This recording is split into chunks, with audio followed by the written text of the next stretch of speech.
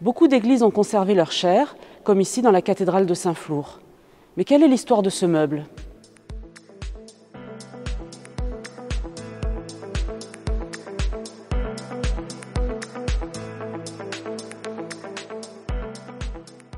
Dans les premiers temps du christianisme, la chaire où se tenait l'évêque pour enseigner son peuple était désignée sous le nom de cathédra. Progressivement, l'édifice qui accueillait la cathédra fut appelé la cathédrale. La chaire à prêcher est une sorte de tribune qui est apparue dans les églises à partir du XIIe siècle, à mesure que l'on abandonnait l'ambon pour la prédication. Elle ne fut plus réservée à l'évêque. À partir du XVe siècle, la chaire va invariablement se composer d'un abat-voix, d'une cuve, d'un pied et d'un escalier.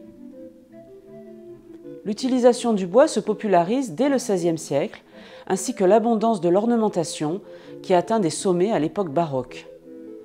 Les chaires à prêcher représentent un patrimoine considérable malgré la disparition de nombre d'entre elles.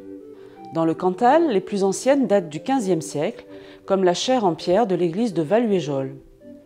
Les très belles chaires en bois de Joursac et Moissac, de style gothique flamboyant, ont été réalisées par des artisans itinérants appelés huchiers. Les XVIIe et XVIIIe siècles ont fourni de très beaux exemples baroques, de style Louis XIV ou Louis XV, ou relevant plus simplement d'un baroque campagnard. Elles expriment l'esprit triomphant de la contre-réforme. Quant au XIXe siècle, presque toujours oublié, il a vu fleurir sous le ciseau de sculpteurs ou de menuisiers locaux des formules néo-médiévales dont certaines sont de petits chefs-d'œuvre d'ébénisterie.